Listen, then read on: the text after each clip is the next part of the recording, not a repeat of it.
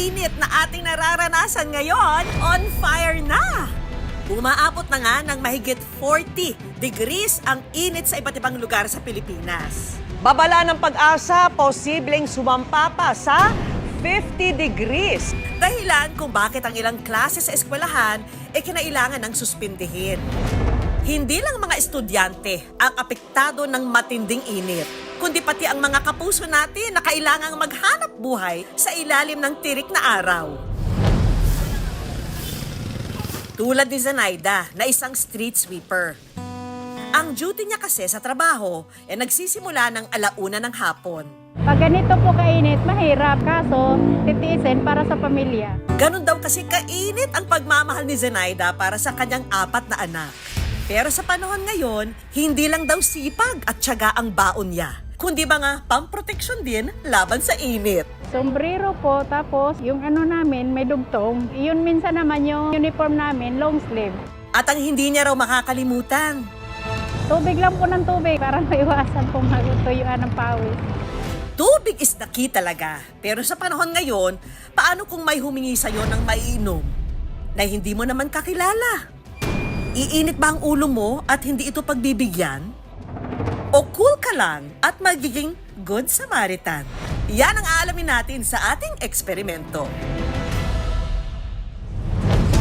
Sa ating unang eksena, ang kasabot nating si Ishmael na kunwari kanina pa naglalakad sa initan, may magpapainom kaya ng tubig sa kanya? Ang unang target, itong si Kuyang Tindero sa tabi ng kalsada. Hello po, Nay, Tay. Baka pwede po ako makainom ng tubig. Una po kasi ako eh.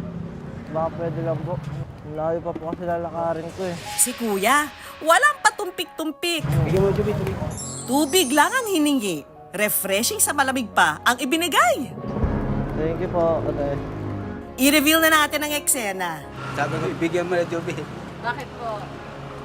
Nainitan daw siya eh. Maliit na bagay lang naman po yung tumulong na ganyan. Salamat po ha sa inyong maliit pero nakakataba ng pusong pagtulong. Ang next naman nating target, si Tatay na nakatambay sa labas ng kanyang bahay. Pero bago pa man makalapit ang ating kasabwat, si Tatay biglang pumasok. Pagbubuksan pa kaya siya nito? Kuya, baka pwede pong makainom ng tubig. Layo pa po kasi lalakarin ko eh. Oh no! Si Tatay biglang pumasok ulit ng bahay. Una po ako, Kuya. Ano sa palagay niyo? Bigo na kaya tayo?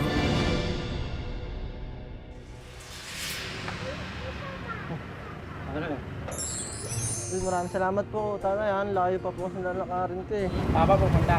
Pauwi pa po sa amin. Si Tatay lumabas na may dalang baso ng tubig. Kilalanin na natin ang ating good Samaritan. Hello, Tay.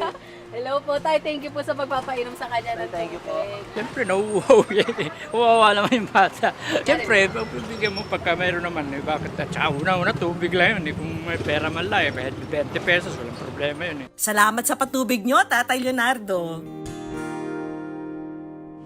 Ang susunod namang eksena, ang kasabot nating si Joel na magpapanggap na tindero ng tubig. Susubukang makiinom sa iba.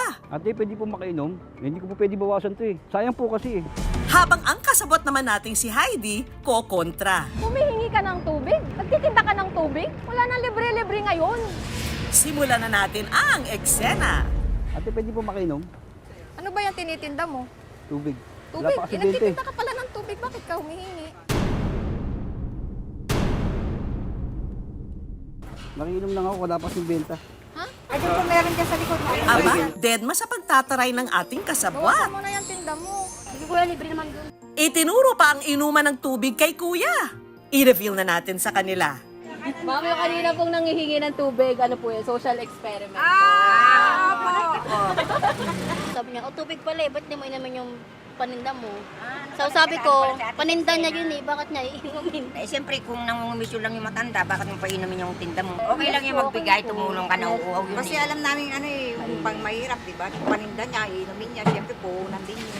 During this time na sobrang init ng panahon, lahat tayo may shared experience. Shared experience ito na lahat ay nakakaramdam. May empathy tayo sa mga kasamahan. Naturally, ay tayo ay tumutulong. Kaya naman, katulad ng pagtulong ng ating mga kapuso, kami rin may good news na hatid sa mga kababayan nating nagtatrabaho sa initan. Libreng tubig po para sa inyo. Libreng tubig pa para sa from good news po. Hindi po, thank you. From good news. Hi. Pagpatanggal ng uhaw.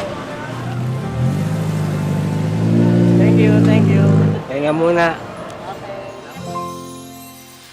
Paalala po ng Department of Health, mag-ingat ngayong matindi ang init ng panahon. Kung lalabas, siguraduhin magdala ng payong o magsuot ng sombrero. Magsuot din ng preskong damit. Huwag magbabad sa araw, lalo na mula alas 10 ng umaga hanggang alas 3 ng hapon. At syempre, uminom ng maraming tubig. Stay hydrated mga kapuso. Sarap.